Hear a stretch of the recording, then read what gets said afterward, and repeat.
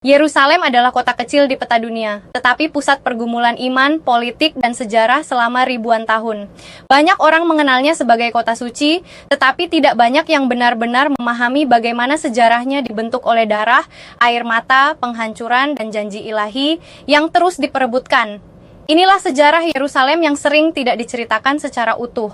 Sejak zaman kuno, Yerusalem sudah dihuni oleh bangsa Yebus sebelum akhirnya direbut oleh Raja Daud sekitar tahun 1000 SM.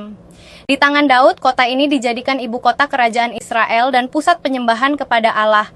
Putranya Salomo membangun bait suci pertama yang megah, namun kejayaan itu tidak berlangsung selamanya. Pada tahun 58 SM, Babel menghancurkan Yerusalem dan bait suci, membawa bangsa Israel ke pembuangan. Peristiwa ini bukan sekadar tragedi politik, tapi pukulan rohani yang dalam bagi umat pilihan. Setelah Persia menaklukkan Babel, bangsa Israel diizinkan kembali dan membangun kembali bait suci. Tetapi Yerusalem tidak pernah benar-benar bebas dari kekuasaan asing. Kota ini silih berganti dikuasai oleh Yunani, Romawi, Bizantium, Arab, tentara salib, hingga Kesultanan Utsmani. Setiap kekuasaan meninggalkan jejaknya, baik dalam arsitektur, budaya, maupun luka sejarah. Pada masa Romawi, terjadi peristiwa paling menentukan dalam sejarah kekristenan, penyaliban Yesus Kristus di luar tembok kota Yerusalem.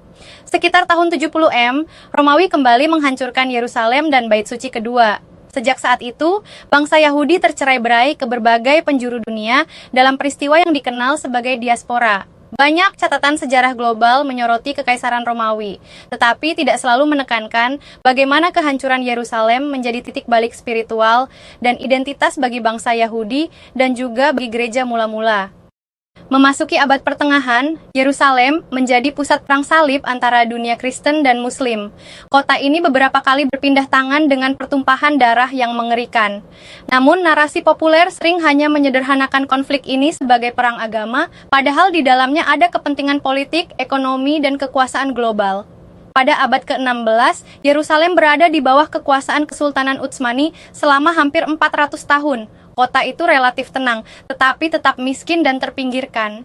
Ketika kekaisaran itu runtuh setelah Perang Dunia I, Inggris mengambil alih wilayah tersebut melalui mandat Palestina. Disinilah babak modern konflik Yerusalem dimulai. Tahun 1948, berdirilah negara Israel. Yerusalem menjadi pusat konflik antara Israel dan bangsa Palestina. Pada tahun 1967, dalam Perang 6 Hari, Israel merebut Yerusalem Timur, termasuk Kota Tua dan Tembok Barat. Sejak itu, status Yerusalem menjadi isu internasional yang belum terselesaikan.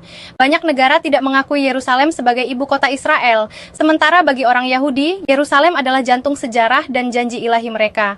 Apa yang sering disembunyikan bukanlah fakta sejarahnya, tetapi kedalaman maknanya. Yerusalem bukan sekadar lokasi geografis. Ia adalah simbol janji, penghakiman, pemulihan, dan pengharapan. Dalam iman Kristen, Yerusalem bukan hanya kota di Timur Tengah, tetapi gambaran Yerusalem baru yang dijanjikan dalam kitab Wahyu, sebuah kota kekal di mana Allah berdiam bersama umatnya. Sejarah Yerusalem adalah cermin bahwa kota ini selalu berada di pusat rencana Allah dan juga pusat konflik manusia. Ia dihancurkan berkali-kali tetapi tidak pernah hilang. Ia diperebutkan oleh kerajaan-kerajaan dunia, tetapi tetap bertahan melewati zaman. Mungkin yang benar-benar tersembunyi bukanlah sejarahnya, melainkan kenyataan bahwa Yerusalem menunjukkan bagaimana ambisi manusia dan rencana ilahi terus bertemu dalam satu titik kecil di bumi.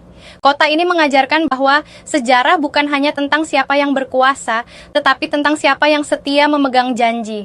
Yerusalem hari ini masih berdiri bukan hanya sebagai kota tua dengan batu-batu kuno, tetapi sebagai saksi hidup perjalanan panjang iman, penderitaan, dan pengharapan umat manusia.